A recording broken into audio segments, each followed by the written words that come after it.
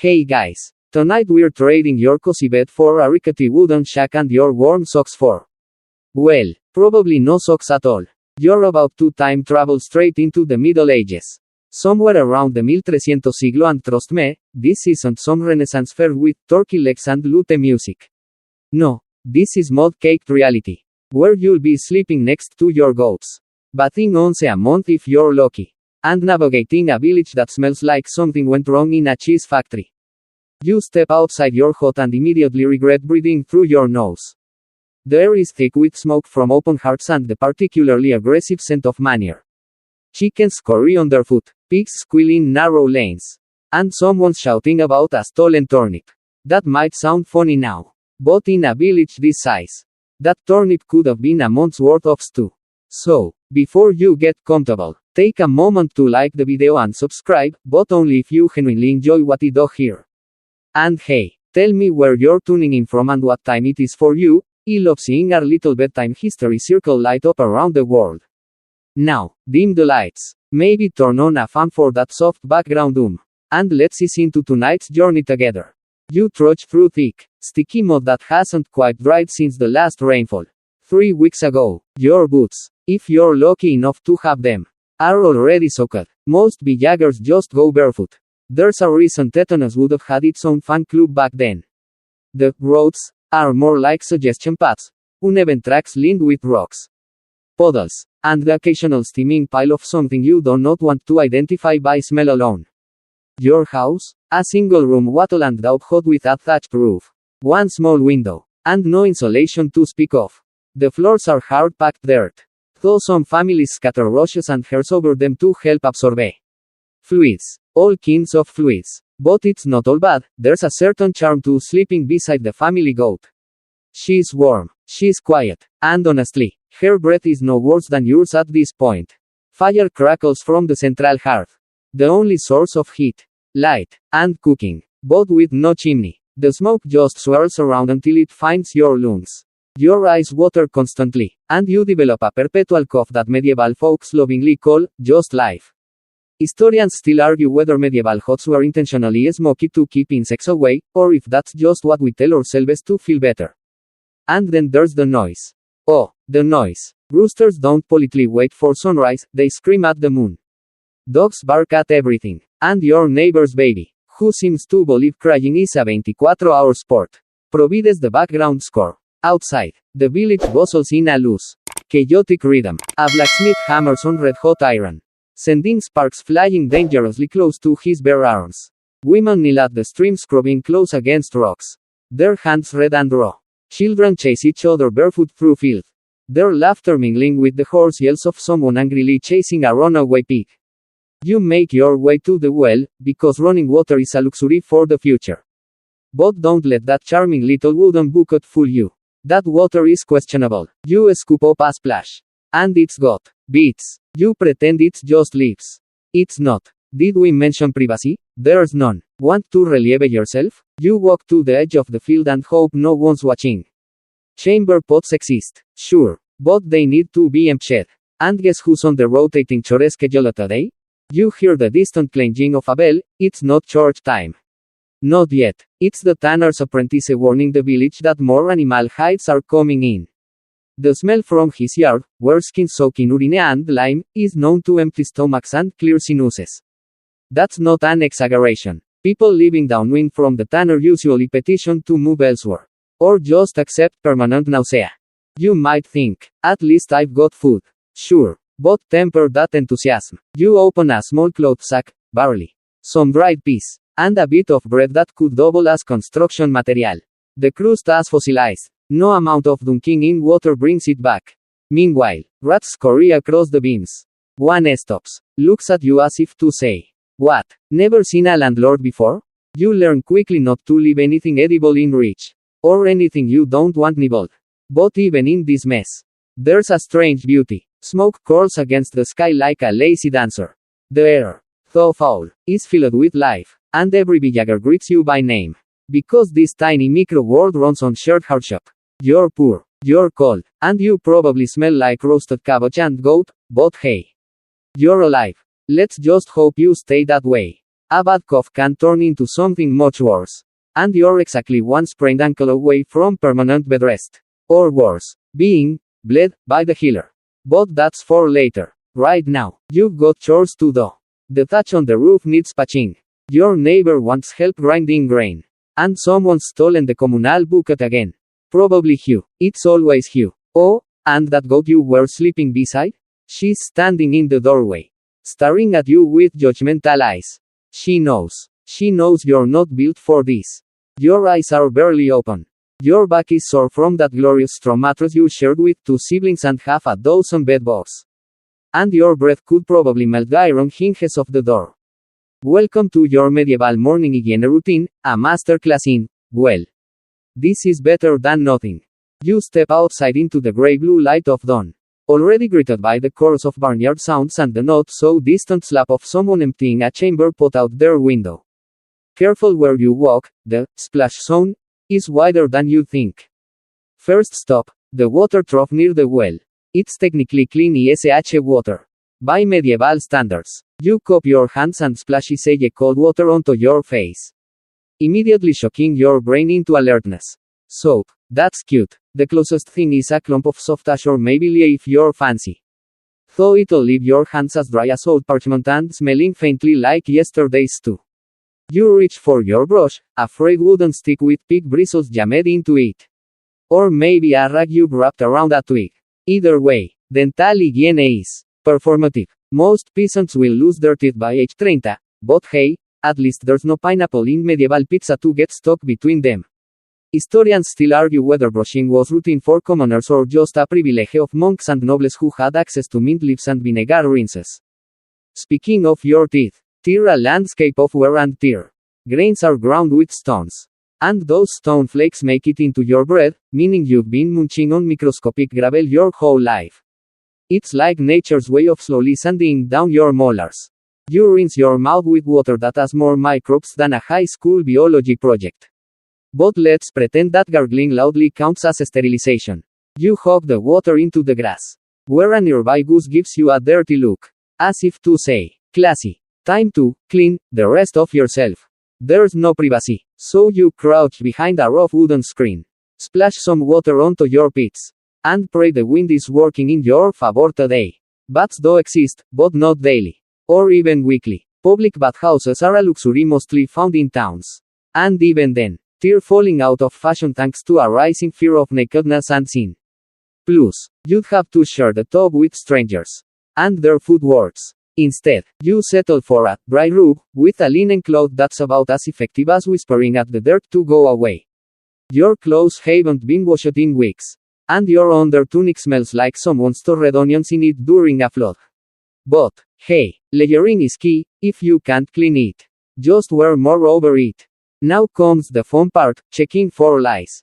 Yep, every morning, you sit on a stool while your younger sibling inspects your hair with the focus of a jeweler examining diamonds. Instead of diamonds, they find tiny skittering creatures. Again, they squash them between fingernails with a satisfying click. Then go back for more. It's basically medieval bonding. You slip into your undergarments, which are essentially a long linen shirt. Over that, you pull on your outer tunic, rough wool, scratchy against your skin, dyed with whatever plant you had on hand. Probably brown. Everything ends up brown. A belt cinches your waist. Your shoes? Leather torn shoes. Soft solid and offering no support. Especially not for the rocky terrain you walk daily.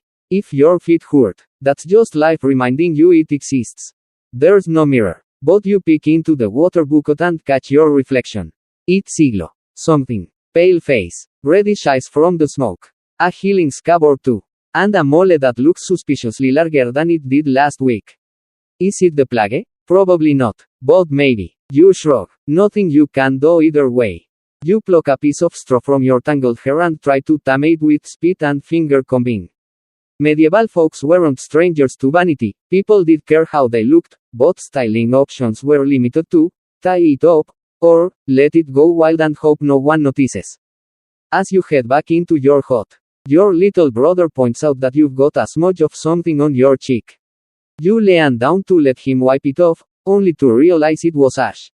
Not a shadow. Great. Now your face smells like yesterday's firewood. Meanwhile, your grandmother is already at the hearth, boiling water in a soot-blackened pot. She owns a tune that's been passed down for generations. Her fingers, knotted with arthritis, move deftly through the motions of morning prep. You feel a pang of admiration for her. Or maybe guilt, because you're still trying to dodge mocking the pig pun today. The pigs, by the way, are waiting. Their pen is right outside. And the smell could flatten a horse. You'll need to shovel out their waste soon. But that's for after breakfast. If there's time. Someone outside is ringing a tiny bell, that means the baker's finished his early batch. You make a mental note to visit him later. His bread is only rock hard if you wait too long. Fresh. It's merely chewy. You sit down on the bench inside your home. Damp from yesterday's fog. The fire is weak. Your breath fogs in front of you. You wish for warm. But coal's expensive and wood is scarce. At least you have your wool cloak. And that goat. She's back. She sneezes in your general direction. Then settles down with a huff. Life isn't glamorous here. You're not clean. You're not fragrant. And your skincare routine involves mostly wind and regret. But as the village rooster crows a second time and the sun filters through smoke and fog, there's a sense of strange peace in the rhythm of your squalor. You made it through your morning hygiene. More or less. Just don't look too closely at your fingernails. Your stomach growls, loud enough to startle the cat that's been stalking a beetle in the corner of your hut. Time for breakfast. And in the medieval world, that's a whole event. Just don't expect pancakes or eggs Benedict. More like, whatever we didn't finish yesterday. Reheated with disappointment, you shuffle over to the hearth, where a bubbling pot greets you. Its contents are murky, brownish, and have a texture somewhere between porridge and a dare. Your grandmother stirs it slowly with a wooden spoon that's been in the family longer than you have. Bits of barley, maybe some onions if you're lucky, and a handful of greens that could be hers. Or weeds. Historians still argue whether some of the forageed ingredients were intentional or just accidental flavor enhancements. It's called pottage, and it's the MVP of the medieval diet. Cooked in one pot, over many days, it absorbs whatever you throw in. Grains. Scraps of meat, yesterday's bread, even fish if someone got lucky.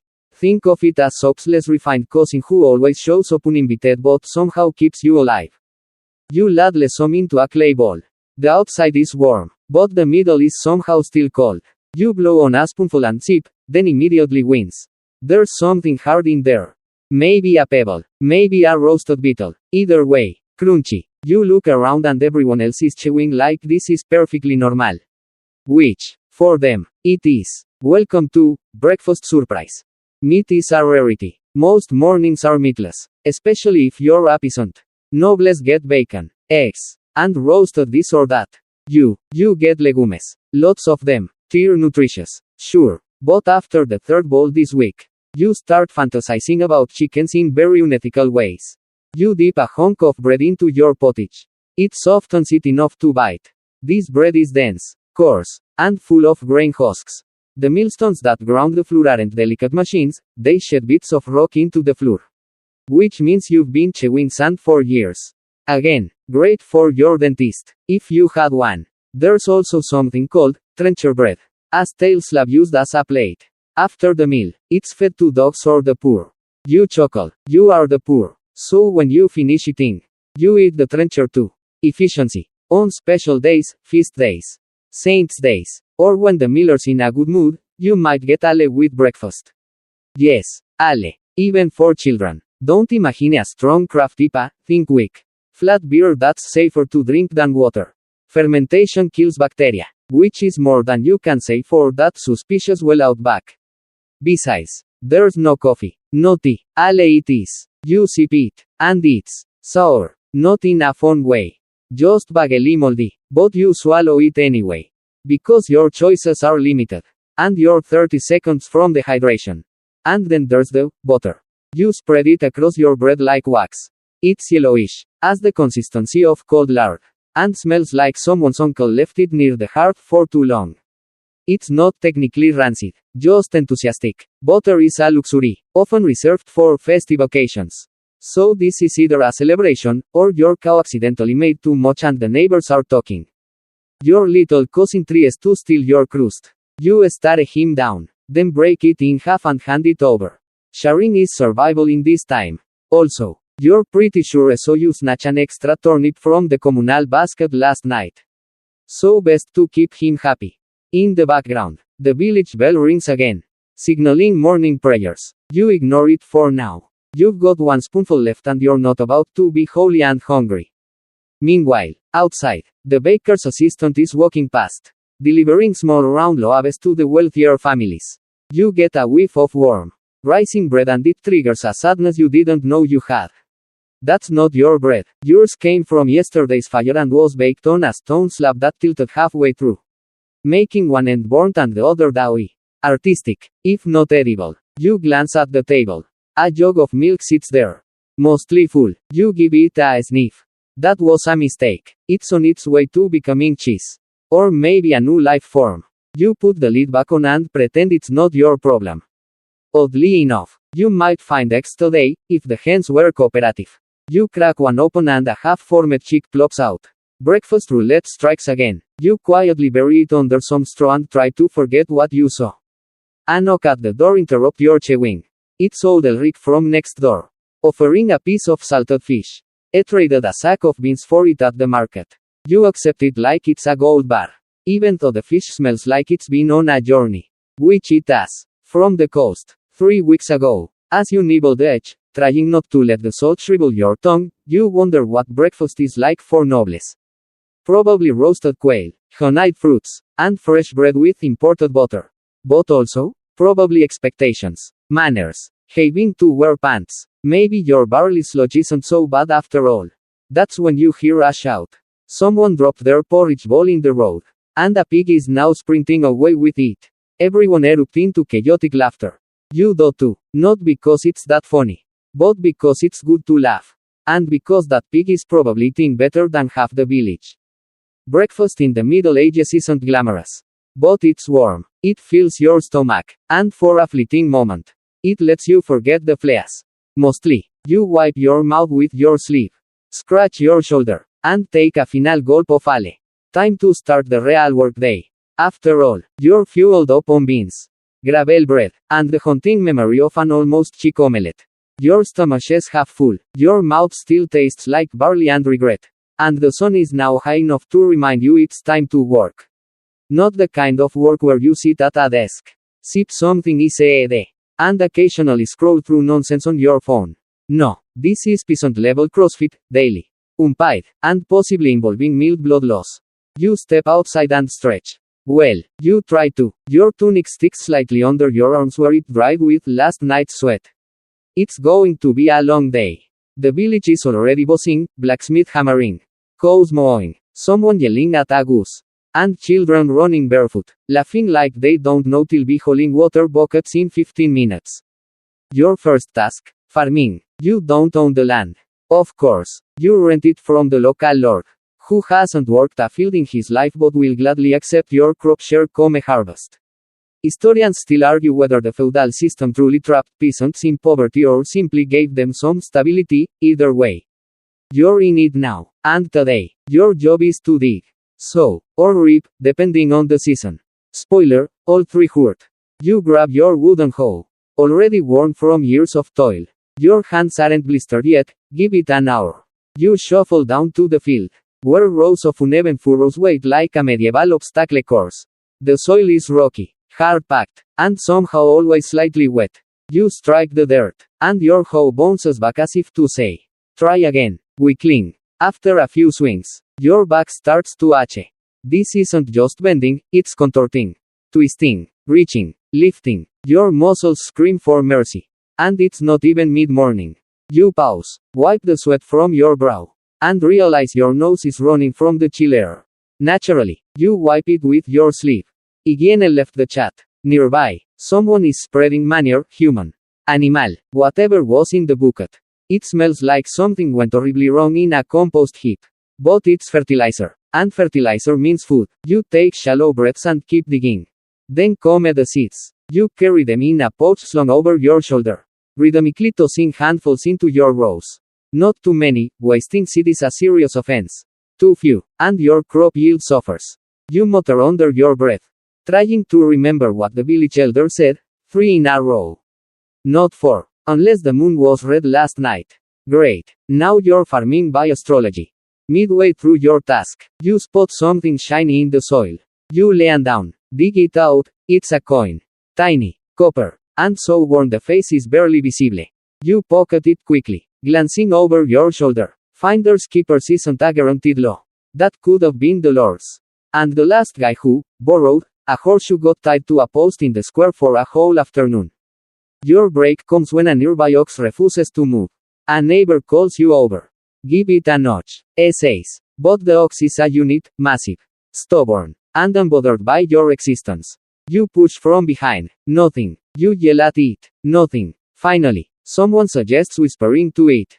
That actually works. The ox sighs and trudges forward. Maybe it just didn't want to deal with your shouting. Back in the field, your tunic is soaked through with sweat. Your legs are covered in mud. And your arms feel like overcooked noodles. You pause for water, but remember. It's lukewarm, metallic tasting, and possibly shared with 4 families. You sip anyway. Your standards have left the building. You glance at the sun, still far from noon. Time slows in the fields. Your mind drifts. You think about feasts, warm baths, and bread that doesn't chip your teeth. Then someone calls your name. Time to help repair the fence. You haul logs, hammer crude nails with a rock, and try not to pinch your fingers. One nail bends sideways. You curse under your breath. It's fine. This entire structure is being held together by splinters and hope. A breeze picks up. It smells faintly of firewood and pig. Better than usual. You pause for a second and just breathe. The sky is wide, blue, and filled with cawing birds. A hawk circles overhead, probably scouting for mice. You envy it. No farming, no digging, just soaring. Oi, back to work. Someone shouts. So much for daydreaming. You end up shoveling into the cow shelter next. You're sneezing almost immediately. Turns out, medieval is more sneeze than fiber. Your eyes water as you wrestle a pitchfork into the straw, narrowly avoiding stepping in something fresh and steaming. That wasn't I. That was regret. A quick lunch break arrives, another crust of bread. Maybe some leftovers too, served cold and congealed. You eat quickly, seated on a stone, watching the chickens peck at your crumbs. One jumps onto your lap. You let it. Honestly, it's the warmest thing you've touched today. Then it's off to fetch water. The well is a walk. The bucket is heavy, and your shoulders scream the entire way back. Water sloshes onto your already damp boots, which squelch with every step. You try not to think about the trench foot. Near the end of the day, you help fresh grain, beating stalks against a wooden frame to separate the wheat from the chaff. It's rhythmic, almost meditative. Then a gust of wind blows chaff directly into your eyes and nose. You cough. You blink. You sneeze like an angry goat. So much for peace. As the sun sinks, your arms dangle at your sides like wet laundry. You've got scratches, dirt in places you didn't know had creases, and a smell that could clear a banquet hall. But your work is done. Mostly. Tomorrow, you'll do it all again. Unless it rains. Then you'll do something worse, shoveling sludge from ditches. Or fixing the barn roof with wet straw. You trudge home. Every step feels like a personal insult. But still, you made it through a peasant's workday. Barely. If someone offers you a treadmill right now, you'd probably cry, or lie down on it and sleep. You're exhausted. Your back feels like it's been repeatedly trampled by donkeys. And now it's time to get dressed properly. Yes, all that sweaty farm work was apparently just your underlayer. Now you have to suit up in what medieval fashion calls daily wear. Spoiler, it's not comfy at all. You step back into your hut, where your outer tunic hangs limply from a wooden peg. It's stiff, heavy, and smells like damp wool and old soup. Welcome to the world of medieval fashion, where comfort is an afterthought and practicality is only considered if it also scratches. The first thing you notice as you pull on your outer garments is just how itchy everything is. Wool, untreated and unlined, clings to your already grimy skin like an needy boar. Underwear. That's optimistic. Most people just wear a long linen shift, if anything at all underneath. And yes, the linen has seen things, unspeakable things. You tie your belt around your waist, which holds your pouch, maybe a small knife, and occasionally a lucky charm carved from bone or wood. You wear it not because it's cute, but because last winter you slipped on ice and now your left knee sounds like a door hinge. That charm hasn't helped, but it's comforting. Then there's your cloak. It's your jacket, your blanket, your everything, fastened with a simple brooch or knotted at the neck. It flaps dramatically in the wind, until it rains. And then it becomes a soggy blanket that smells like an old ship who gave up. You slip on your shoes. If you own any. These are torn shoes. Made from a single piece of soft leather. Stitched inside out and then flipped right side in. They offer approximately the same protection as a modern slipper, except less cushion. More rock. No socks. Of course. You'd kill for a pair of thermal booties right now. Fashion wasn't just function, it was status. The richer you were, the more vibrant and layered your clothes. Deep blues and rich purples? Only if you had noble blood or a really good bribe for the dyer. Most peasants like you wear shades of earthy mystery, browns, beiges, grays, because that's what local plants can provide. And also what the dirt eventually stains everything anyway.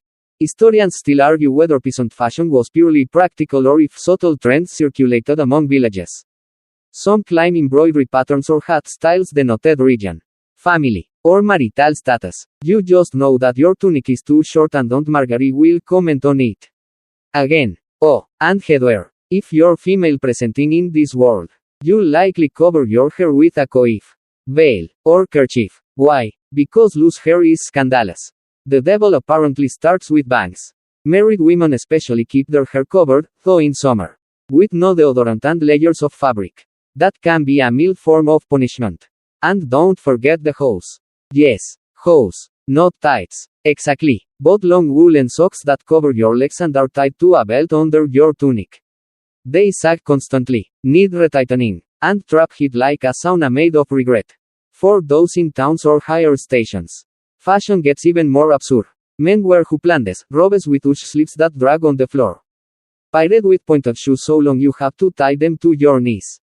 Women are thrust into tight bodices with sleeves so long they graze the ground. Try doing chores like that. Go ahead. Well, wait. You recall the village fair last year, where the rib wore a bright red cap with a pheasant feather sticking out of it. You thought it looked ridiculous. But then again, he owns 2 pigs and a pair of gloves. So who's laughing now? Speaking of gloves, what a luxury. Yours are just cloth wrappings. If anything, to keep the cold from cutting through your already calloused hands.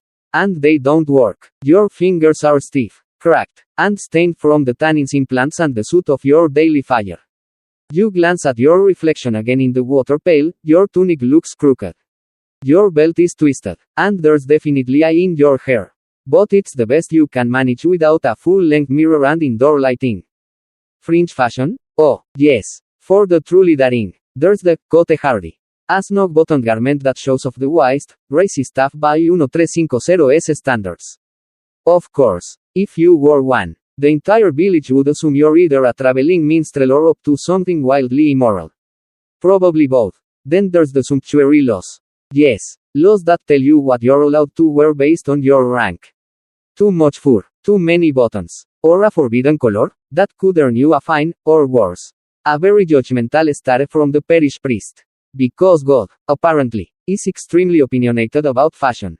You try to roll your sleeves up for work, but the fabric is too stiff and it just droops back down. You mutter under your breath and consider cutting them shorter, then remember last time you did that and your grandmother nearly fainted. You'll ruin the good wool, she cried. Good wool, the same wool that's currently chafing your elbows into hamburger. By the end of dressing, you're sweating again. The layers trap heat like a woolen oven. And you haven't even stepped outside yet. But there's no such thing as wardrobe flexibility. If you strip down, people assume you're either mad or possessed. Or both. And neither diagnosis ends well. You take one last look at your reflection and sigh. You're not dressed to impress. You're dressed to survive. Maybe. Then your goat sneezes on your leg. Perfect. Your tunic is itchy. Your shoes are already letting in dew. And your arms ache from hauling water and swinging tools. But none of that matters now, because your toe is throbbing. You stopped it on a cartwheel this morning. And it's turning an unsettling shade of purple-green. You'd like to ignore it. But in medieval times, that's how people die. So off you go, to the local healer. No, not a doctor. That word doesn't mean what you think it means. The person you're about to visit is known as a wise woman. A barber surgeon. Or sometimes just that lady with the mysterious jars and a goat named Bernard. You limp your way down the muddy path, trying to ignore the squelching in your shoes and the ever-growing pain in your foot. You enter her cottage, a crooked structure filled with hanging hairs, a smell that oscillates between mint and mold, and shelves lined with questionable liquids in glass bottles. She greets you with a gap-toothed grin and a hand gesture that could be a blessing or possibly a hex. Her cat eyes you with a look that suggests you won't be living in one piece. You show her your toe. She squints, pokes it, and immediately starts gathering supplies. First, she sprinkles a mixture of dried lavender, moss, and crushed beetles over the wound. You try to ask what that's supposed to do, but she hushes you with a finger to your lips. Then comes the hot compress, scalding. Actually, you yelp. She smiles. Good, she says. Means the bad humors are fleeing. Ah yes, humors. The medieval theory of medicine that says your health is controlled by 4 bodily fluids: blood, phlegm, black bile, and yellow bile. Too much of any one, and something goes terribly wrong. Stubble toe? Clearly too much black bile. Obvious. Historians still argue whether this theory ever truly explained anything or simply gave people a polite way to discuss mysterious causes. You sit quietly as she lights a bundle of hers and wafts the smoke around your foot. She mumbles something about the evil eye, then places a leash on your ankle, just to balance your energies. She explains. You try not to scream as it latches on. Medieval treatments were a blend of superstition, practical herbalism, and pure improvisation. Sometimes they worked, often they didn't, but it was all they had. And, to be fair, leeches were occasionally effective at reducing swelling. But you suspect this one is just here for the free snacks. You ask if there's anything you should not do while healing. She nods solemnly and says, "Don't walk near frogs. They anger the spirits." Noted. You thank her, more out of fear than gratitude, and hobble home with a foot wrapped in cheesecloth and mystery paste. Your cousin sees you and asks what happened. You tell him. He offers to chop the toe off for you. So it done once. He says brightly. You decline. But the toe is still angry. And you start to worry. You remember hearing about the barber surgeon. He's in the next village and offers more advanced care. So, 2 days later, because you had to help dig a drainage ditch first, naturally, you set out to see him. The barber surgeon's hut is cleaner. At least, there's a stool with straps, a basin of murky water, and a wall lined with blades that are far too shiny. He looks at your toe, shrugs, and reaches for a knife. No anesthesia, no alcohol, just brute efficiency. You squeal before he even starts. He pauses, then instead decides to cauterize the wound with a hot iron. He places a small iron rod in the heart until it glows.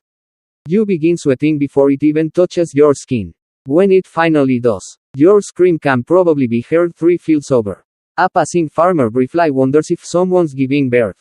Nope, just toe maintenance. The pain is staggering. Stars explode behind your eyelids. The smell, like burnt pork and tears. But it works. Sort of. The wound is sealed. The infection may or may not return. But hey, you still have 10 toes. For now. You're sent home with a linen wrap soaked in vinegar and a warning not to anger the weather spirits.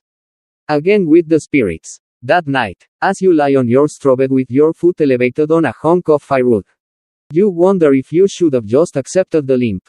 You reach down and adjust the bandage, which is already sticking to your skin. It's going to be a long week. Medical care wasn't all nonsense. Though, some hairs, like yarrow and comfrey, genuinely helped with healing. And honey? That stuff was antibacterial long before anyone knew what bacteria were. But treatments were inconsistent. Sometimes you'd get a poultice of honey and sage. Other times, someone might try to bleed the evil out of your neck with a rusty knife. There were also monasteries with infirmaries. Monks kept better records and had access to cleaner tools and broader knowledge, at least compared to the average villager with a knife and a chant. But getting into a monastery for treatment wasn't easy. You'd need connections. Or leprosy. Which, by the way, you don't want. Leprosy was common enough that entire colonies existed to isolate sufferers. It wasn't just about the disease, it was about how you looked. People thought your face melting off meant you were being punished by God. You'd be forced to carry a bell to warn people of your presence. Charming. Back to your toe, it's red. tender, and smells like sage, sweat, and scorched meat. You fall asleep dreaming of modern clinics, tetanus shots, and sterile gauze. But at least the leech has fallen off. He's fat and content on your floor. And the cat is eyeing him with deep suspicion. You're back on your feet, mostly, and just in time to hear the church bells tolling across the village. Not once, not twice, but 3 slow, deliberate rings. It's not noon. It's not a feast day. It's soul check time, otherwise known as morning prayers followed by moral supervision under the vigilant eye of your local priest. Hope you're feeling repentant. You trudge toward the village church. A small stone structure with a wooden roof and a door that creaks like it's personally judging you. Inside, the scent of incense mixes with mildew, and the light filters through thin slits in the stone, casting shadows that look just a little too sentient for comfort. The priest is already waiting, standing at the front like a watchtower with legs. He doesn't smile. Medieval clergy aren't known for warmth. They're known for knowing everything. You don't know how, but he always seems to find out who skipped prayers, who stole a turnip, and who was flirting behind the millhouse last Tuesday. You take your place on the hard wooden pew, if you're lucky. Most people just stand, kneel. Your knees are still sore from yesterday's farming yoga. So every movement feels like spiritual punishment. Which is, come to think of it, exactly the point. The priest begins chanting in Latin, a language nobody in the room actually understands except him and maybe old Thomas, who once read half a psalter before falling asleep and drooling on it. You mumble along with the group, mostly making vowel sounds, trying to blend in. Occasionally, someone says, Amen, too early. There's a long silence. The priest stares. No one breathes. Religion isn't optional. It's not just church on Sundays, it's life. Every birth, marriage, crop, and sneeze has religious implications. The church owns land, collects tithes, that's 10% of your income. Even if your income is 1 potato. And controls education. And guilt. So much guilt. You glance up at the crucifix, trying to look solemn. It's an old carving, a little uneven, with Jesus looking more sleepy than pained. Still, it does the trick. You feel mildly terrified and a little hungry. Again, after the chant, the priest begins his sermon. Today's theme? Temptation. He warns against gluttony, lust, idleness, and bathing too often. Yes, really, too much cleanliness can make you proud. Pride is a sin. Ergo, stink for salvation. He also warns of women's hair, which, when worn uncovered, is a direct route to damnation. You glance sideways. Half the women in the room are suddenly adjusting their kerchiefs like they're hiding nuclear codes. Historians still debate how much power local clergy had over everyday life. Some priests were just trying to help, others ruled with fear, suspicion, and creative punishments. One legend claims a priest excommunicated a village cat for stealing sacramental bread. You kind of admire the pettiness. After the sermon comes confession. Not private confession. That would require privacy. This is public penance. If you got caught sinning, say, working on the Sabbath, cursing, or engaging in carnal sin, a term that covers everything from premarital kissing to, yes, thinking spicy thoughts, you confess aloud and receive your punishment. Sometimes it's fasting. Sometimes it's walking barefoot to the monastery. And sometimes it's wearing a sack and ashes while standing in the square. You shift uncomfortably, thinking about that dream you had about the blacksmith's apprentice. Not going to mention that one. The priest announces new penances for the week. A man named Geoff must carry a cross around the field twice a day for drinking too much and swearing at the sky. You make a mental note to avoid Geoff's house during his laps. Finally, the bells toll again. You file out, and the priest blesses you as you leave, unless he pauses. Then you know you're in trouble. Today, he pauses at you, raises a brow, then just mutters, "Stay vigilant." Your stomach drops. Outside, the sun is high and the air thick with tension. You try to avoid eye contact with neighbors who may or may not have overheard your goat-related outburst last week. You were just frustrated. Okay, religion in medieval life isn't just weekly obligation, it's part of the legal system. Education and social control. The church keeps records of everything: marriage, birth, deaths. If you want to appeal a fine, get married, bury a loved one, or learn to read, you do it through the church. They also own a suspicious amount of the best farmland. You pass the village cross and notice someone has left a bundle of hairs tied to it, probably as a blessing or ward. Or maybe they just forgot their groceries. It's hard to tell. There's a fine line between piety and superstition here. And speaking of superstitions, your aunt insists that Saint Apollonia can cure 2 duchess if you whisper her name 3 times while rubbing a pebble on your cheek. You're not sure it works. But your cousin did it last week and hasn't complained since. Then again, he also lost the tooth. Back home, your grandmother is lighting a candle for Saint Barbara. Thunderstorms are expected tonight, and Barbara is supposed to protect against lightning. You nod respectfully, then quietly move your bedroll a little farther from the wooden wall. You're not superstitious, but also, you are. That night, you kneel again for personal prayers. You whisper a few awkward phrases. Half hopeful, half asleep. You thank the saints, apologize to God for glaring at you during Mass, and beg forgiveness for whatever you might do tomorrow that hasn't happened yet. You drift to sleep with the echo of bells still in your ears and a vague anxiety that the priest will dream about your sins and call you out for them next week. And yes, he's done that before. You survived the work, the sermon, and the herbal smoke therapy. And now, finally, it's time for a little medieval entertainment. Not the Netflix kind, not even the dial-up internet kind. This is village fun, raw and unsanitized. If you were expecting juggling gestures and lute solos under moonlight, adjust your expectations accordingly. Your evening begins with a crowd forming in the muddy commons. Something's happening. You hear laughter, a few gasps, and a rhythmic clapping that suggests the arrival of something ridiculous. You push through the crowd. And there it is, 2 roosters in a makeshift ring. Flapping, pecking, and squawking like medieval MMA fighters. Cockfighting. It's one of the village's favorite pastimes.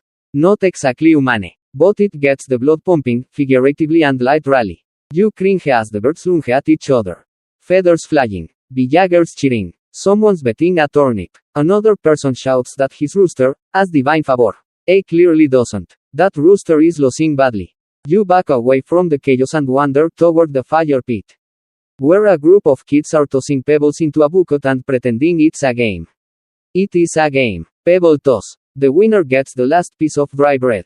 Stakes are high. Meanwhile, old Marguerite is telling a tale, her version of Beowulf. Except with more goats and slightly worse grammar. She gestures wildly as she describes a hairy swamp beast with 17 eyes. Which may or may not be a metaphor for her ex-husband. A group of musicians arrive, one with a battered drum, another with a fiddle that's missing a string, and a third who seems to be playing a pig's bladder. You try not to think about it. They launch into a rickety tune while villagers clap, stomp, and try not to trip over the goats. This is peak evening joy, dancing, music, and loud storytelling. A girl named Anne twirls in a circle until she collapses, dizzy, into the grass. Her friends burst into laughter. A boy does a cartwheel, lands poorly, and gets a clump of mud to the face.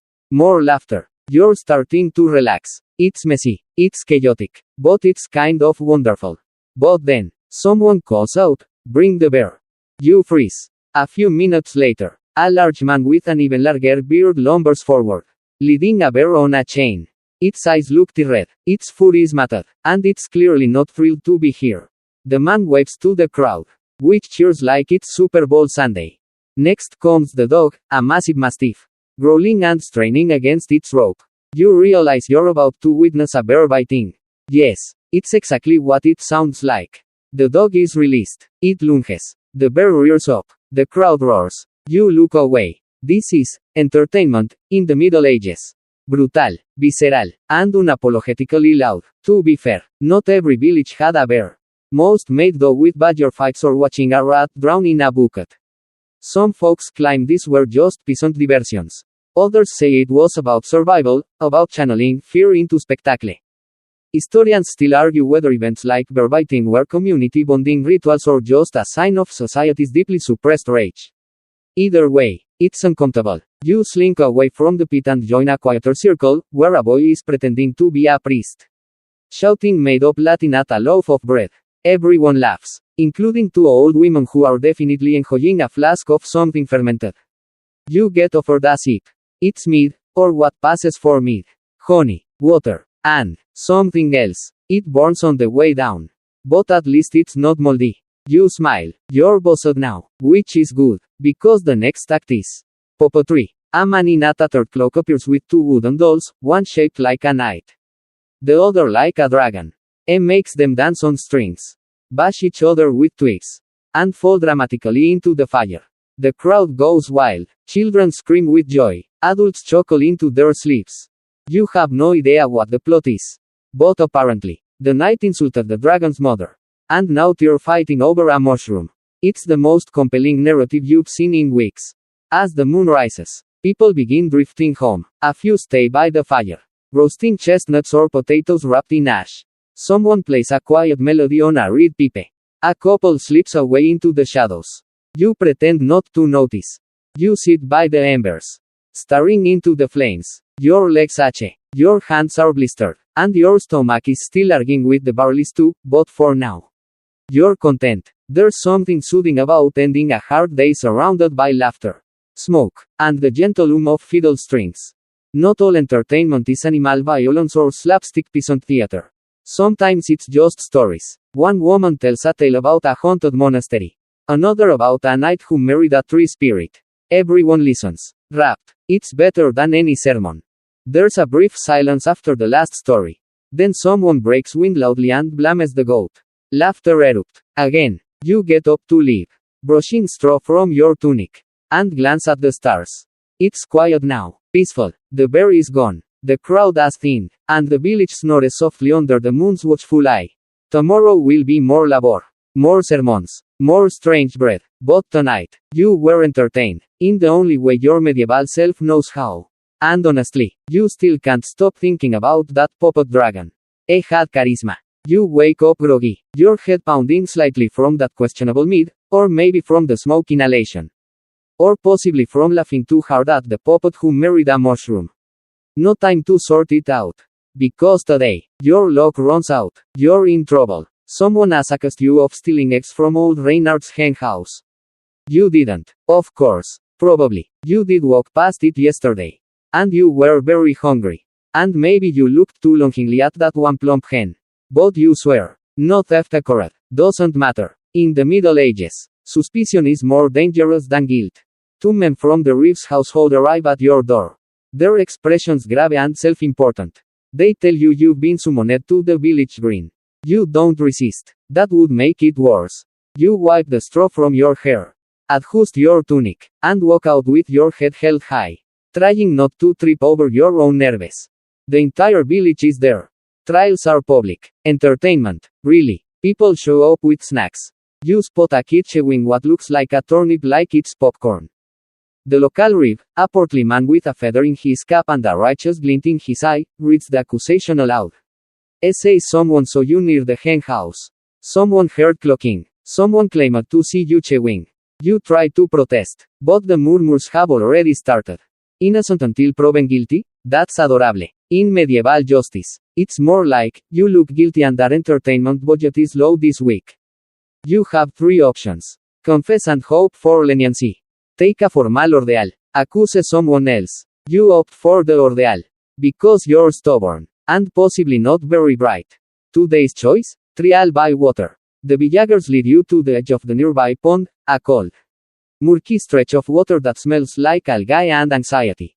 Two men tie your wrists together and loop a rope around your waist. You try to crack a joke about swimming lessons. But no one laughs. A woman crosses herself. A child whispers, "Don't float. Here's how it works. If you sink, you're innocent, because the water accepts you. If you float, you're guilty, because the water rejects you." Yes, really. This was considered reasonable logic. Historians still argue whether anyone actually believed this worked, or if it was just a scare tactic to keep people in line. Spoiler, people definitely drowned. The rope goes taut. You're hoisted up and plopped into the water. Cold punches you in the chest. You flail. You kick. You panic. And then, you float. The crowd gasps. You try to scream. "It's my tunic. It's trapping air." But it's too late. The reeve raises his hands. Guilty. They drag you out, dripping and shivering. Your knees buckle on the bank. You're sentenced to public humiliation, a turn on the docking stool tomorrow morning. Could have been worse. Could have been the stocks, or branding. The docking stool is mostly reserved for colds and petty thieves. It's a large wooden chair mounted on a beam over a body of water. You get strapped in and dunked repeatedly. Some villages only use it symbolically. Yours is not one of those villages. But before tomorrow's dip, you're stuck with the town crier reading your guilt aloud to everyone. He has a flair for drama and those voices. You get the conniving trickster tone. It's not flattering. As you slink home, wet and disgraced, your neighbor Hugh smirks. You remember Hugh's rooster lost yesterday's fight. You remember a bet on you floating. You suddenly understand who saw you at the hen house. That night, you lie on your straw mat, shivering under your damp cloak. Your goat nudges you in sympathy. Maybe, or maybe she's just trying to steal your blanket. Morning comes too fast. You're led to the docking stool in full view of the village. The rib reads your charge again. Slower this time for dramatic effect. A few people clap. Someone offers you a turnip as a snack. You decline. You're strapped in, lowered, dunked, cold. You come up gasping. Shears erupt. You go back down. Again, and again. By the fourth dunk, you're numb, humiliated, and silently promising vengeance on Hugh. Finally, they let you go. Your debt to society is paid. You're released, though people will whisper about you for weeks, possibly years. Medieval memory is long, especially when it involves poultry-related crime. But just when you think it's over, someone brings up a new charge: suspicious loaf hiding. Apparently, you were seen with 2 pieces of bread yesterday. That's one more than your ration. The rib squints at you. You raise your hand and say, "It was my birthday." It wasn't. But the crowd pauses. Birthdays are rare but sacred. No one's quite sure what day they were born. But when someone claims it's their day, you usually just nod and give them a radish. The rib sighs. Very well. But no more hens. You limp away, sore and slightly proud. You've survived a medieval trial. Barely. But now everyone knows you float. And that might get you accused of witchcraft next time. And Hugh, you swear to St. Cuthbert's left sandal, you'll get him back. Some night, when no one's watching, you've been publicly dunked, wrongly accused, and still vaguely smell like pond water. Naturally, today is also the day your cousin announces she's getting married. Great. Another medieval wedding, where you'll witness a union sealed with a handshake. A goat, and a bed that's already pressured with 3 other people. Weddings in your village aren't lavish events with roses and candlelight. They're community contracts. More about property and livestock than poetry or passion. You arrive at the small square where neighbors have already gathered, clutching wilted hairs and aggressively curious expressions. The bride is wearing her best, meaning her tunic is slightly less stained than usual. The groom is chewing nervously on a piece of hard cheese. Romance. But first, negotiations. The bride's father and the groom's uncle argue loudly about the dowry, which in this case consists of 1 piglet, a loaf of honey bread, and rights to graze sheep near the creek. The groom's side wants the piglet and the bread. The bride's side demands a fix their fence. Emotions run high. There is shouting. Someone faints, possibly from hunger. Historians still argue whether dowries in the lower classes were actual financial exchanges or just ceremonial. But here in your village, everything's a barter system. Your friend once got married for a goat and a wheelbarrow with only 1 broken wheel. Finally, the shouting subsides. An agreement is reached. The piglet stays with the bride's family until the first baby is born. Everyone claps. The priest mutters a rushed blessing. The couple joins hands. They're now married. Well, almost. Because now comes the wedding ceremony. And yes, it's exactly as awkward as it sounds. In some villages, the newlyweds are walked to their bed by the entire family, cheered on, and then tucked in, under direct supervision. Luckily, your village is a bit more modest. The door is closed. Mostly, someone peeks. There's laughter. You sneak away before things get too weird. You pass the celebration table, bread, cheese, a bowl of pickled onions, and a communal cup of ale. You reach for the bread. It's stale. You chew anyway. It's tradition. The ale has backwash. You sip anyway. It's peer pressure. Weddings are one of the few times villagers actually let loose. There's music, dancing, and wildly interpretive movements that vaguely resemble jigs. You're pulled into a circle, spun 3 times, and then launched toward a partner with no rhythm and a suspicious rash on their chin. You smile. It's fine. Someone breaks out the weddings too. which includes barley, cabbage, and maybe, just maybe, a piece of chicken. You close your eyes and hope. Nope, still cabbage. The groom tries to kiss the bride but gets a nosebleed instead. Everyone cheers. Then, as the sun dips lower, the party gets weird. A group of older women begin singing an ancient fertility song that involves clapping and occasional chicken noises. Someone starts balancing a spoon on their forehead. A man in the corner insists he saw a fairy by the mill pond last night and begins reciting a poem about it. No one stops him, not because it's good, but because stopping him might provoke another fairy sighting. Meanwhile, you make your way toward the fire, clutching a bit of cheese wrapped in cabbage leaf. You sit beside a fellow villager who's polishing their boots with pig fat and humming a love song. They tell you they plan to propose next week, if their intended says yes. Till finally get their own corner of the hut. You wish them luck. You ask them if they love their partner. They laugh. Don't have to, they say. She's got strong arms and 4 chickens. That's enough. Romance. Medieval style. Inside the hut where the couple now lives. There's barely enough room for 2 bedrolls. Privacy? Unlikely. Your aunt lives there, too, and a grandmother, and the goats. But love finds a way, somehow. You hope, or at least tolerance finds a way. You recall your own family's story. Your parents were matched because your father had good teeth and your mother could carry a sack of grain without grunting. Tib made it work. Sort of. They fight about porridge thickness a lot. You wander around the edge of the square, watching couples spin in drunken half-dances. Children chase each other with bits of bread. An old man tells a young girl that if she wants a husband, she'll need to grow taller.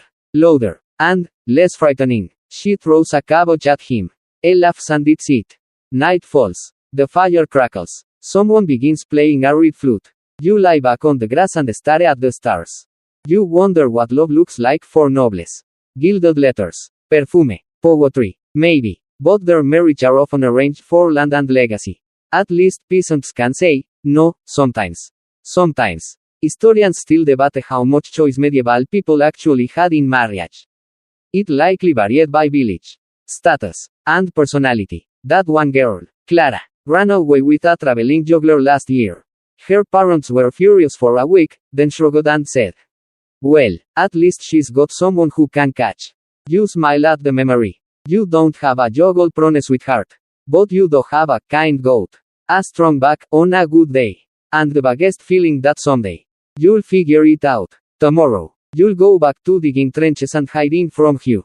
But tonight, you dance. You eat dry bread. You toast the newlyweds with the last splash of ale. And you swear that if you ever get married, your dowry will include at least one item that isn't livestock. Though honestly, goats are kind of great. The wedding's behind you. You've danced. You've cheered. You've eaten your fill of borderline bread and shared your bakwa ale. But there's no sleeping in today, it's a feast day. And that means church, fasting, more church, and maybe, if you're lucky, an actual feast. The kind with food that has color. You trudge to the center of the village, where Father Aldrich is already pacing like a man with far too much energy for a man who fasts regularly. His voice booms as he reminds everyone of the day's holiness, saint something or other. Patron of boiled roots and sore knees. Feast days are frequent in medieval life, sometimes dozens a year. Depending on where you live. Historians still argue whether they were holy obligations or just built-in days to make sure peasants didn't kill over from work overload. Either way, today's one of them, and the first half, not much feasting. Because before the feast comes fasting. No meat, no dairy. And for the truly pious, no flavor, you're allowed porridge. Of course, lukewarm and judgmental. And maybe a few boiled vegetables if they're bland enough to not incite sin. So for now, your breakfast is a thin barley gruel. Again, you sip it slowly, trying not to make eye contact with the dried sausages hanging from your neighbor's rafters. Tear taunting you, you spend the morning working anyway. Because while feast days are religious breaks, fields still need tending. And the cows absolutely do not respect the church calendar. You shovel, dig, and tend the fire while imagining pies that don't exist and meats you'll never touch. Eventually, the bell rings for mass. Again, you file into the smoky church, where the air is thick with incense and people who definitely didn't bath for the occasion. You kneel, you rise, you kneel again, Your stomach rumbles loud enough to echo off the stone walls. You pray that Saint Boiledruth hears your suffering. By the time Mass ends, it's midday, and word has spread, the Reeve is throwing a feast. He's not doing it because he likes you. He's doing it because the tax collectors are late. And keeping the village happy means fewer pitchforks pointed in his direction. Still, you won't complain. Free food is free food. You arrive at the gathering and immediately spot the long table covered with clay platters, straw mats, and baskets of bread. There's steam. Actual steam. That's a good sign. The centerpiece is a cauldron of pottage, bubbling with enthusiasm. This one is fancy. There's barley, leeks, turnips, and even bits of meat. Possibly rabbit. Possibly rat. You don't ask. You ladle yourself a portion and practically cry at the taste. It's warm, filling, and doesn't crunch unexpectedly. A rare treat. Someone brings out a roasted goose. The crowd gasps. Then cheers. The goose is paraded around before being carved into slivers so thin you can see through them. You get one. You chew slowly, reverently. It's the best 3 seconds of your life. There's bread too, trenchers. Of course. Hard as stone. But so cut in stew they become edible ish. You gnaw yours into a shape vaguely resembling your toe. Someone mistakes it for a talisman and a SKs for a blessing. You consider charging a turnip for it. Then comes ale. Not just ale, but fresh ale. It fizzes slightly. It tastes only mildly like damp cellar. You sip carefully, remembering the last time you drank too fast and danced into a fire pit. The scar still itches when it rains. People are getting rowdy now. A man challenges another to a speed eating contest with pickled onions. A girl performs a cartwheel and takes out a small child with her elbow. Everyone claps. Someone tries to juggle apples. Fails. Knocks over a pot. Laughter ensues. Then comes dessert. Yes. Dessert. A rare honey cake. Baked by the miller's wife using her secret stash. It's dense, sticky, and vanishes in seconds. You manage to snag a piece. It's sweet. So sweet. Your teeth instantly feel like they owe someone money. Feast days are about more than just food. They're a release valve, a rare pause in the grind of survival. For one day, you're not just digging trenches or avoiding the Reeve's glances. You're feasting like royalty. Well, royalty with questionable table manners. Nearby, a debate breaks out. Who would win in a fight? A swan or a fox? You wisely do not contribute.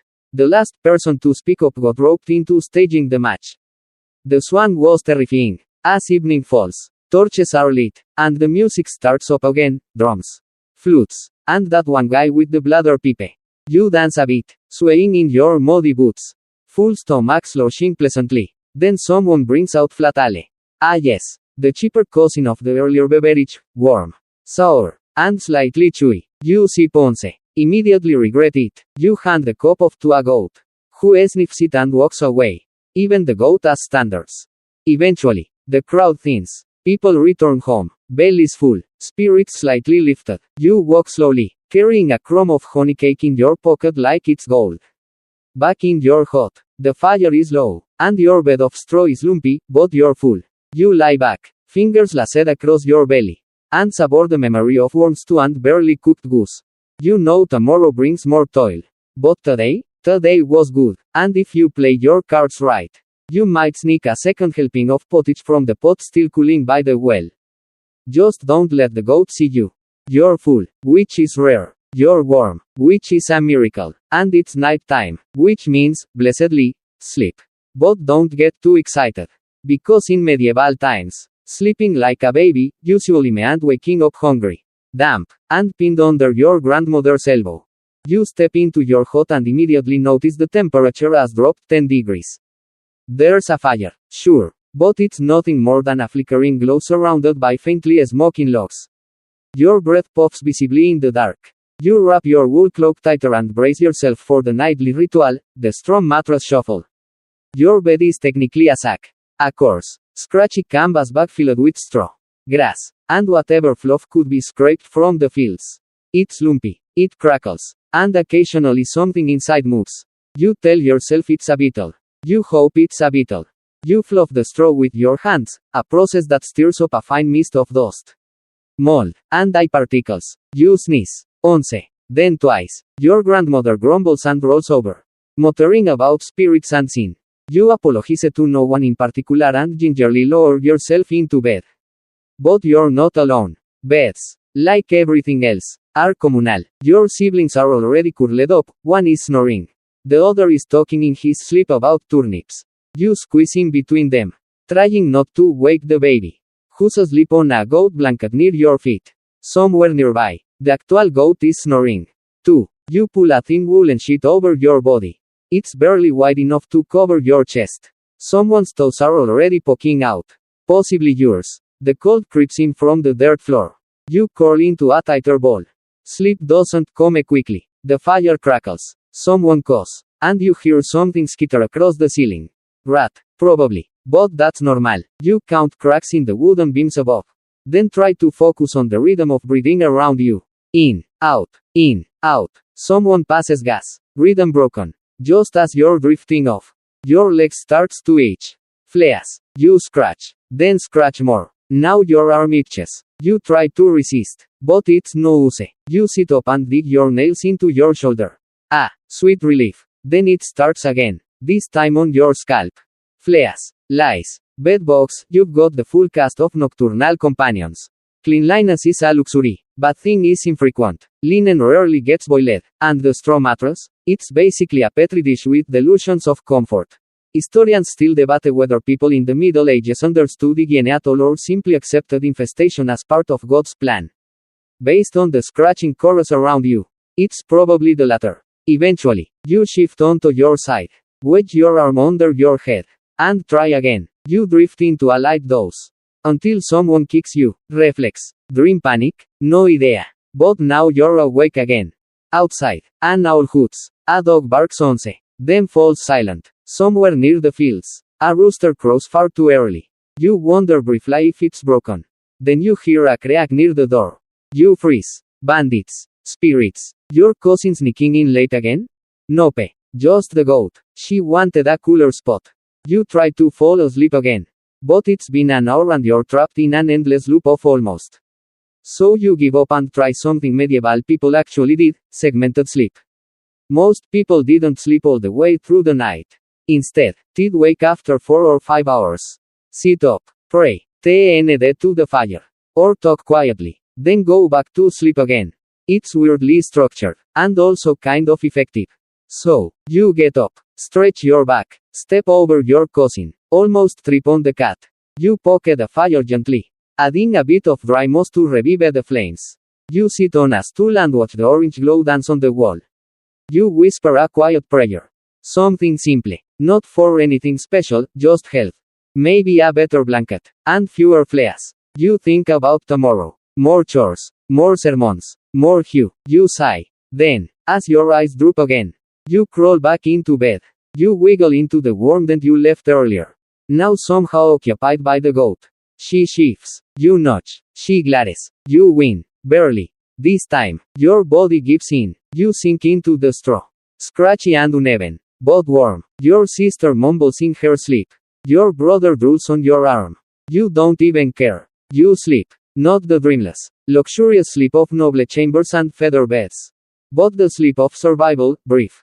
Broken. Blessedly real. Morning. Again. You awaken to the unmistakable splat of something wet landing outside your door. A moment later, a familiar voice yells, "Look out below." A little late. Hugh. You roll over. Reading what you already know awaits, another glorious day in your medieval life. And, more urgently, poop, everywhere. Urban medieval life, especially in towns and villages that actually have streets, comes with one fundamental rule: always look up and down. Because people live above the street. And when chamber pots fill up, there's no indoor plumbing, there's just windows. And gravity. You peek out the door. The narrow alley is damp. Not from rain. No. This is a different kind of damp, the kind that bubbles up from the ground when people dump their waste wherever it's not their doorstep. So it runs down shallow stone gullies dug along the road. It mixes with horse manure, rotting food, and the occasional dead rat. The smell is unique, equal parts mold, meat, and despair. You carefully step over a puddle that looks suspiciously sentient and make your way toward the market. Because if you don't go early, all the good scraps will be gone, and by good, you mean less mold than meat. The streets are tight. Buildings lean in over you like gossiping old ladies. Their upper stories nearly touch. Laundry flaps from every line. The baker's chimney calls out black smoke. And someone's already arguing over a cabbage.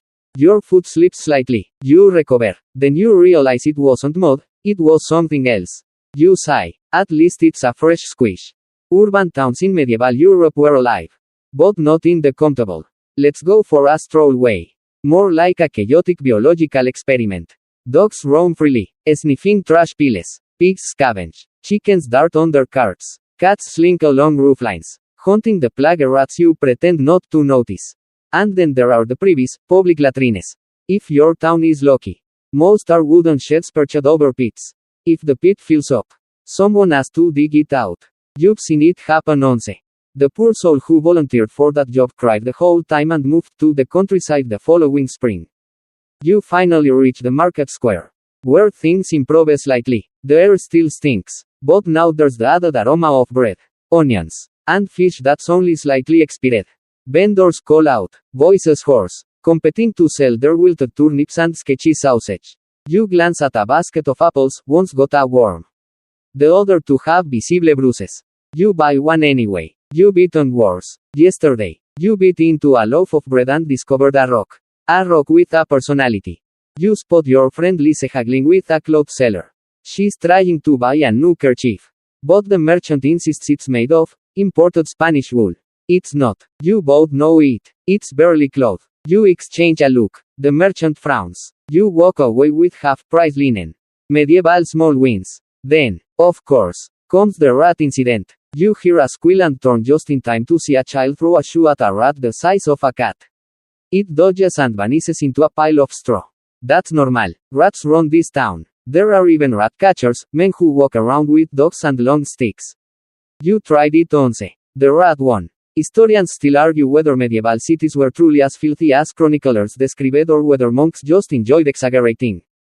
But based on your socks, currently soaked and smelly, you're leaning toward exaggeration is accurate. You stop by the baker's to buy a small loaf. It's warm, it's crusty, and it's only moderately ashy. The baker grins and offers you a bonus scrap, a triangle of yesterday's pie crust. You feel like royalty. You tip him a walnut. He seems thrilled. On your walk back, you pass the tanner's alley. And immediately regret it. The stench is unreal. Skin soaked in urine and lime. Stretched on frames. Swarming with flies. The workers are barefoot. Their hands stained a permanent yellow-brown. Tanners make good money but are rarely invited to dinner. Near the church, someone's washing their clothes in a basin of water that might once have been clear. A boy runs by and kicks the bucket over. Screams ensue. You don't stop to help. You've got your own messes. You finally reach home, shoes squishing, bread warm under your tunic, and soul slightly soiled. Your hut may be smoky and overcrowded, but at least you can sit without worrying about stepping in someone else's business. You wipe your feet on the threshold, only to realize the threshold is dirt. You settle in and take a bite of your apple. Warm. You eat around it. Night falls. You curl up under your cloak. The day's stink still clinging to your skin. And as you drift off to sleep, you wonder if there's a patron saint for not stepping in poop. Because if not, you might just become one. You're halfway through your morning when the bell rings. But this isn't a market bell. Or the call to mass. It's lower, slower, ominous. Someone's riding through the village square, shouting words that curl your spine. 2 arms. You blink. To what? Before you can process, your neighbor slams his door. A young boy drops a chicken and runs. And the rib storms out. Face flushed, tunic half-tucked, yelling something about conscription. Congratulations. You've just been drafted into medieval warfare. Not as a knight, obviously. You don't have a horse, a sword, or a noble title. You barely have working boots. But you're a warm body. And the king, or maybe just the local lord, is raising troops to defend or conquer something vaguely important. Historians still argue whether peasant levies were truly effective in battle or just cannon fodder with pitchforks. Based on what happens next, you suspect the latter. You're handed a weapon, if you can call it that, a long wooden pole with a rusting axe blade bolted to one end. It's heavier than it looks. Your training? A 30-second pep talk from a man missing 2 fingers and a toe. You march. You have no choice. The field you walk through today isn't for planting. It's for bleeding. You're herded together with other terrified men from nearby villages. Some wear pots on their heads. One has a barrel strapped to his chest as armor. Someone proudly shows off a dagger carved from deer bone. The elite military force you are not. You trudge for 2 days. Sleep on grass. Eat crusts. Drink pond water. Your boots begin to rot. So do your spirits. At camp, you hear tales of what's coming, an enemy force with actual swords. Real armor. Tactics. You briefly consider pretending to have the plague. But then the camp surgeon, who believes in draining spirits through your feet, says he'd love a patient. You stay quiet. Battle morning arrives. You're lined up, barely awake, holding your halberd like it's a particularly confusing broom. In the distance, the enemy approaches. You see the sunlight glint of polished helmets and wonder if it's too late to run. It is. The trumpets blare. The men around you charge. You stumble forward, tripping on a root, and nearly get trampled by your own side. Arrows fly overhead. One sticks into the mud beside you. Another catches the man next to you in the leg. Screams. You want to scream too. Somehow, you're in the fight. A blur of noise and dirt and shouting. You swing your weapon wildly. It connects with something. You don't stop to see what. You duck. You fall. Someone steps on your back. You flail like a terrified pancake. Minutes. Hours. It ends. Not in glory, but in retreat. You and a handful of others stagger away from the battlefield. Covered in bruises, blood, and someone else's chicken feathers. You have no idea who won. You don't care. You're alive. Medieval warfare wasn't elegant. It wasn't noble. It was chaos. Loud, muddy, brutal chaos. Most combatants weren't soldiers, they were farmers with helmets. The idea of strategy often came second to simply not dying. You make it home 4 days later. Limping, hungry, and forever haunted by the sight of you trying to use a rake as a spear. I survived. Somehow. Of course I did. People in the village greet you like a ghost. You nod silently, crawl into your hut, and sleep for 16 hours. When you wake up, the world is the same. But you're not. There's no medal, no reward, just a slightly squashed loaf of bread and a handshake from the rib. You mutter thanks, eat the bread, and tell yourself you'll never fight again. Until the next lord gets ambitious. The leaves have browned, the air has turned sharp. And now your breath fogs with every sigh. Congratulations, you've made it to medieval winter. A time of cold feet, smoky lungs, and wondering which part of your ceiling will leak first. You wake up under a blanket that smells like goat. Because it is goat. Your straw bed is damp. Your limbs ache from the chill that crept in overnight like a judgmental ghost. And there's a fresh crack in the wall letting in wind, and possibly mice. The fire is out. Again. You shuffle to the hearth, rubbing your arms, and start peeling kindling. Your hands are stiff. The first match hasn't been invented yet. So you rely on flint, dry moss, and sheer desperation. After 10 minutes of striking metal like a sleep-deprived blacksmith, you manage a spark. It catches. Barely. The hut fills with smoke. You cough until your ribs hurt. Then you open the door, which does almost nothing for airflow but successfully lets in more cold. Outside, the village is quieter. People huddle indoors. The air smells like wet wool and burning peat. You pass a hut where someone's blanket is nailed over the window. Another house has animal dung drying on racks. It's fuel now. Food, scarce, root vegetables. If you're lucky, cabbage again. Maybe a potato. Probably not. Someone in the next hut is boiling soup that smells suspiciously like shoe leather. You dig through your family's winter stock. There's a crust of bread, half a turnip, and a wheel of cheese so hard it might qualify as a weapon. You chisel off a piece, chew carefully, and wonder when your last clean bread was. Historians still debate whether peasant winters were survivable or simply endured with grim resignation. Based on the way your toes feel, you're voting for, barely. You add extra eye to the goat's stall and eye it jealously. She looks warmer than you. Then comes the cough. First, yours. Then your sister's. Then your grandmother's. And hers doesn't stop. She sits near the fire, hacking until her face turns purple, wiping her mouth with a rag that already has suspicious stains. You offer her a mug of hot broth, thin, watery, but warm. She sips it like it's wine. Then she smiles. Colder than the devil's elbow this year. She says. You nod, eyes stinging from the smoke. Winter is like that. Quiet. Heavy. Inescapable. Time slows. Days blend together. You spend most of your time indoors. Squished against your family and trying not to catch whatever that cough is. Clothes. Layered. Tunic over tunic. Wool over wool. You wear everything you own. You've sewn patches onto patches. But still, the cold finds a way in, through the seams. Through the gaps in the roof. Through your boots. Your fingers are red and raw. Washing anything in this weather is a heroic act. You tried to clean your face yesterday and your eyebrow nearly froze off. You gave up halfway and told people it was penance. There's no escape. The local church is barely warmer. They burn incense. Sure. But incense does nothing for frostbite. The priest wears 3 cloaks and still shivers through sermons. It tells you it's a test of faith. You tell him your nose is going numb. Occasionally, you go outside to chop wood. Your axe is dull. Your hands cramp around the handle. You swing anyway. Because without firewood, your family might not make it. You stack the pieces neatly beside the hut. Then add a few more to the stack inside. You never feel like it's enough. And then comes the real danger, illness.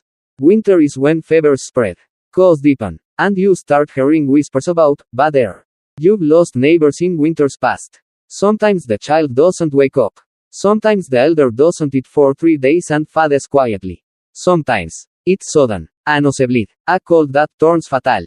You wrap your scarf tighter and keep moving. The village healer recommends garlic for protection.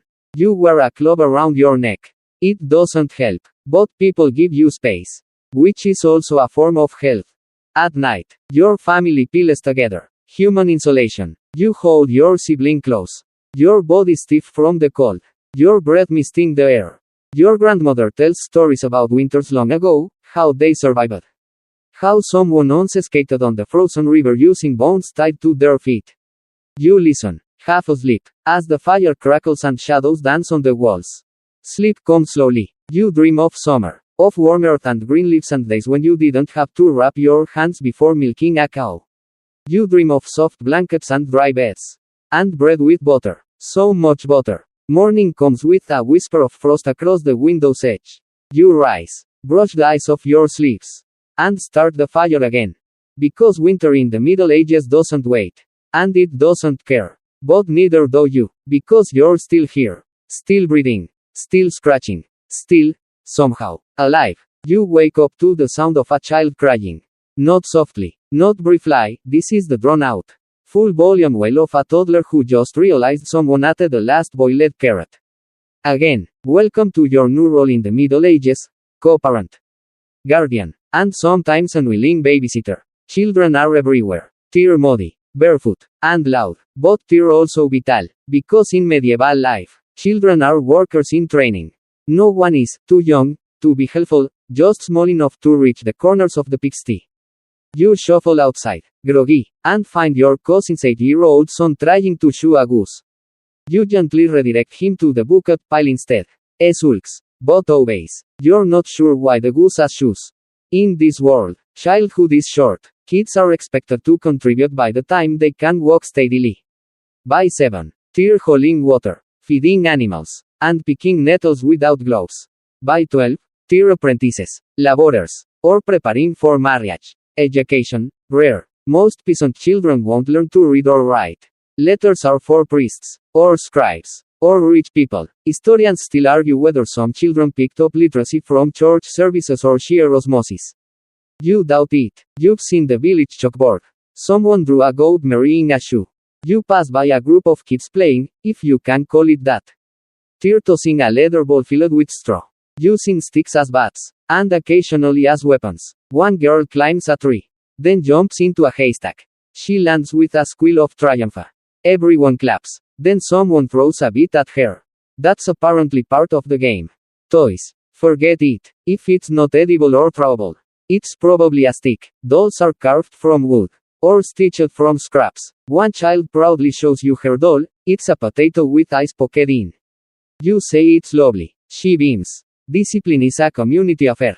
You don't get sent to your room, because your room is shared with 4 people. You get stern looks, shouted warnings, or a swat with a birch switch. Most parents believe in, spare the rod, spoil the child, and they're not big on spoiling. Meals are shared, and children eat what's given. There's no such thing as a picky eater when you've got 2 turnips and a spoon. Refuse to eat, you'll get nothing until next day. Or until your sibling finishes it for you. Sickness is constant. Kids cough year round. One has spots. Another is wheezing. There's always a baby with a runny nose. Infant mortality is high, really high. You know several families who've lost children before age 5. It's not even surprising. It's just part of life. And yet, they play, they laugh, they build things out of mud and stones and pretend it's a castle. They make up stories, sing off-key songs, and chase chickens with pure joy. One girl hands you a stick and says, "You're the dragon." You roar. She screams and runs away. Giggling, "You're hired." Childbirth, though, is a whole different horror.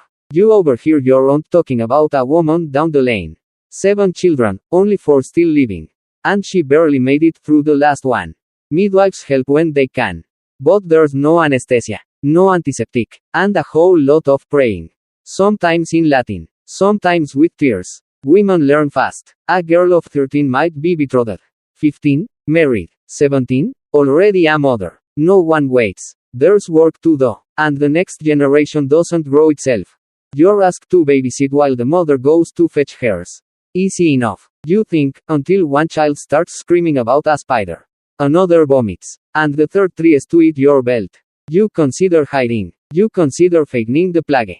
Eventually, you distract them with a story. Something about a knight and a cursed goat. They listen, wide-eyed. You end with the goat exploding.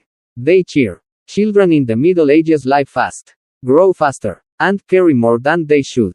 They're rarely idle, rarely alone, and rarely cuddled. But they are loved, fiercely, protectively, in that raw, survival mode way. Later that night, you pass by the same group.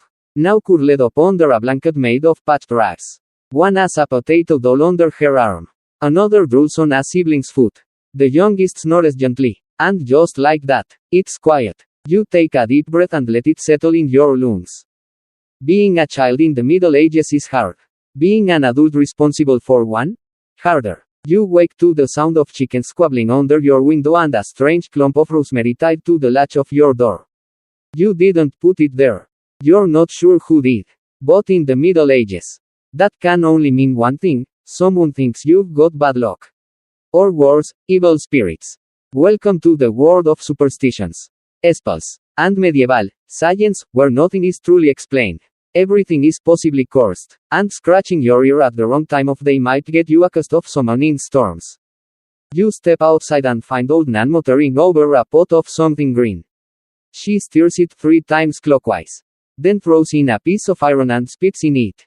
For protection, she says. Protection from what? She doesn't say. You don't ask. In this era, superstition is the air everyone breathes.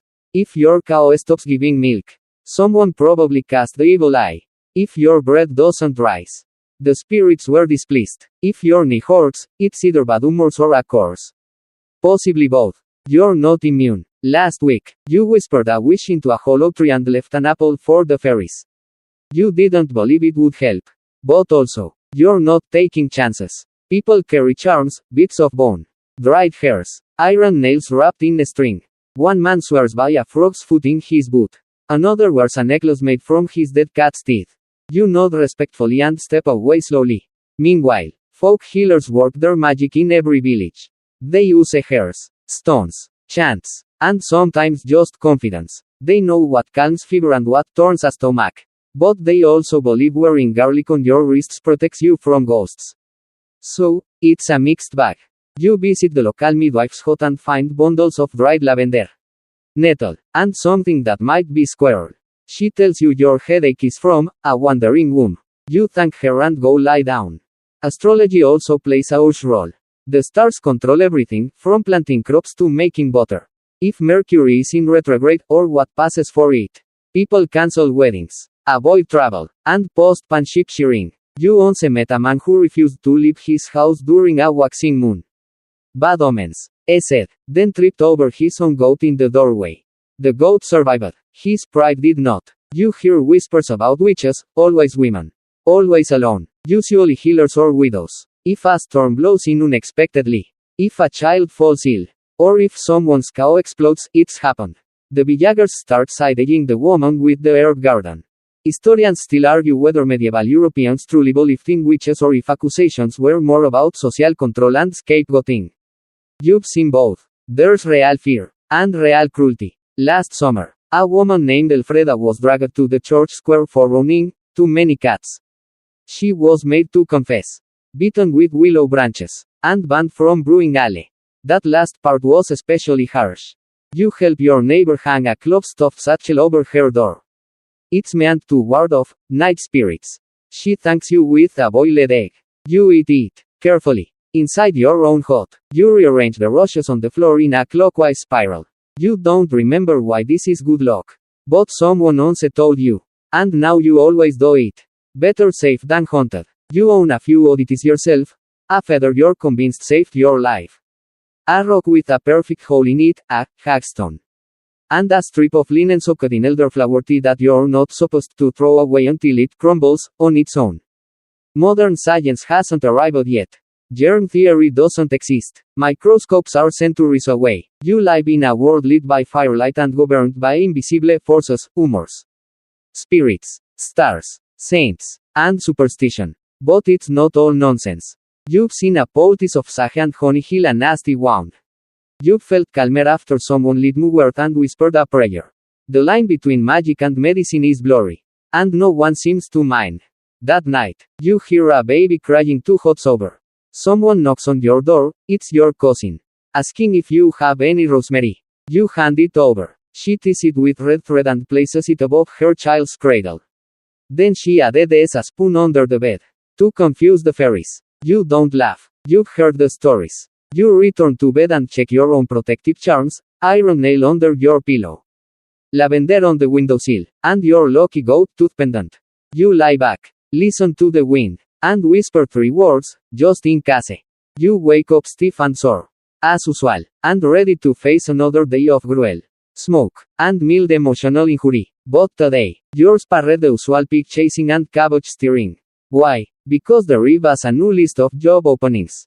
And guess what? You're being assigned one. You gather with a handful of other villagers in the center of town. The Reeve clears his throat, unrolls a wrinkled parchment, and begins listing available occupations like he's hosting a grim medieval game show. First up, gong farmer. You blink. You've heard the term before. But you were hoping it was just an insult.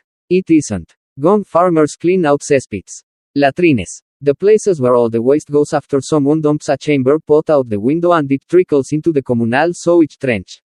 At night, they descend into holes of human filth, armed with long-handled scoops and souls hardened by regret.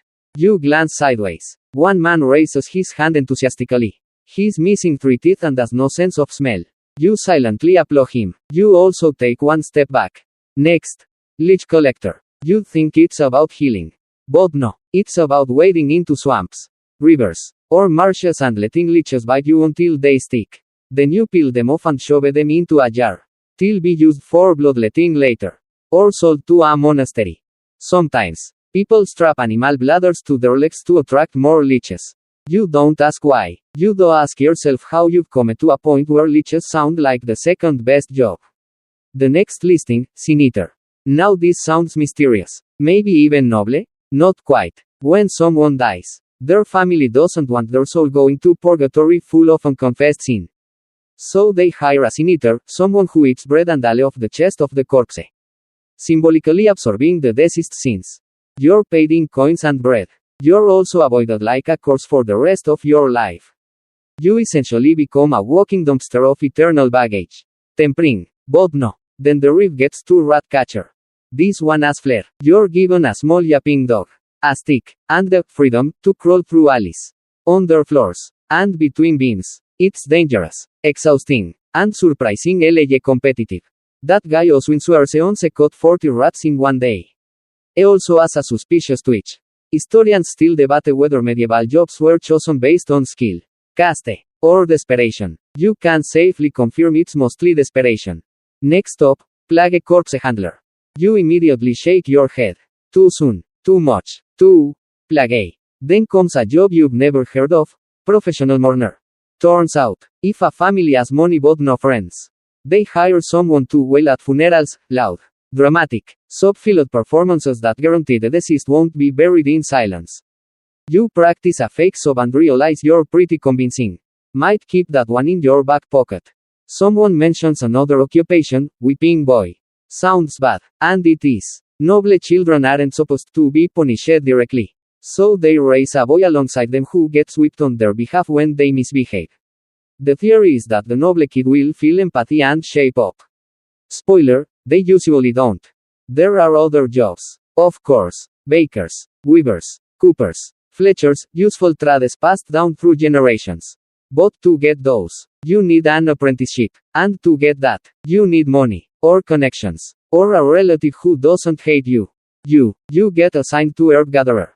On the surface, it sounds pleasant, walk through meadows. Pick flowers, quietly. In reality, you're crawling through thorn bushes looking for feverfew while dodging bees and trying not to fall in a bog. You're given a tattered book of sketches, half the plants look identical, and a warning, pick the wrong herb and you might poison the entire village. No pressure. As you wander into the woods, you see someone chasing a goose with a stick. Another man is trying to convince a goat to wear a saddle. You wave politely. They nod, solemnly. Just another Monday. Back in the village, you deliver your bundle of hairs to the healer. She picks through them, sniffs once, and tosses half of it into the fire.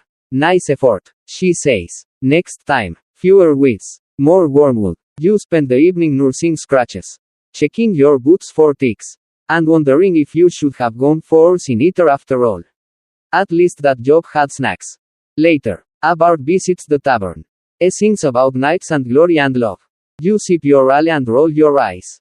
No one ever writes songs about doom collectors. But maybe they should. You've had a rough week, rat bites, swamp water up to your ankles, and a handful of hairs that turned out to be poison ivy. So when the reeve calls a village meeting, to address a rise in misbehavior, your first thought is, it's finally Hugh's turn. But then you hear your name.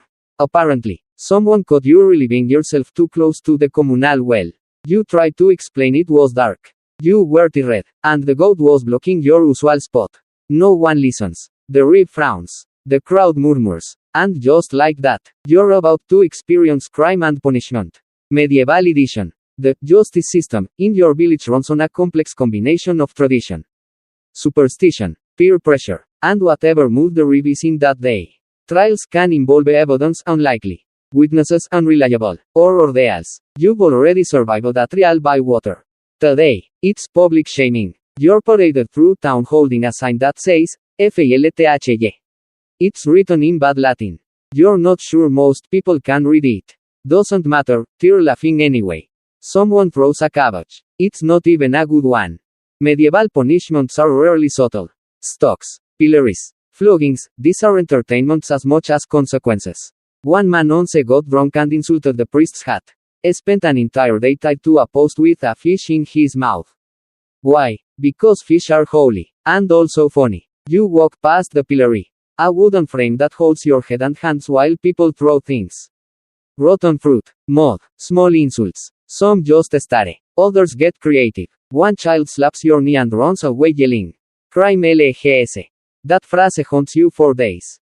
Historians still debate whether public punishments actually deterred crime or simply kept villagers entertained.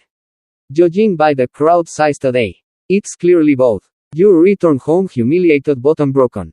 Then you overhear that your friend Tom was arrested for stealing a turnip. And for that, he's been sentenced to the cooking stool, a charming contraption designed to dunk people repeatedly in the river. You offer to go watch.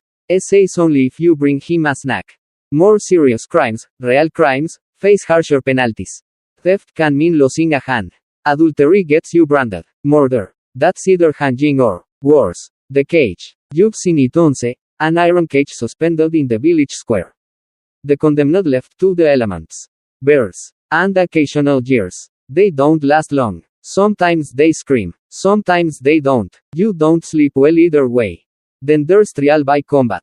You've heard stories, two people settle a dispute by fighting with swords, clubs, or even just fists. Winner is declared righteous. Loser is dead or disgraced. One time, a woman demanded trial by combat against her cheating husband. She won. With a cooking pan. You briefly consider challenging Hugh. Both has arms like tree trunks and once killed a wasp with his forehead. So, maybe not today. Instead, you attend a village execution. You're not happy about it. But attendance is mandatory. The criminal, accused of arson, stands on a platform. Head bowed. A man with an axe steps forward. The crowd goes quiet. The priest mumbles a blessing. Then it's over. Just like that. No curtain. No finale. Just a grim thud and the quiet shuffle of people going home. You sit by the fire that night, staring into the embers, and think about justice, about fear, about how close you came to your name being on that list. For what? A turnip, a misstep, a word spoken too loud. The laws are vague, the punishments are public, but the fear? Very private. Still, not everything is cruel. There's a woman named Maud who was on Secot, cursing the moon.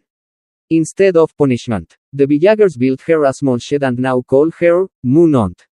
She makes excellent soup. Some crimes are quietly forgiven. Others, not so much. The next morning, you see Hugh getting scolded for dumping rotten eggs near the baker's door. You hold your breath, waiting for a sentence. But the reeve just shrugs. Boys will be boys. Essays. You fantasize briefly about dunking him in the river. Instead, you get back to work. Because in this world, you don't just live with the law, you live under it. And some days, surviving means keeping your mouth shut, your head down, and your bladder far away from the well.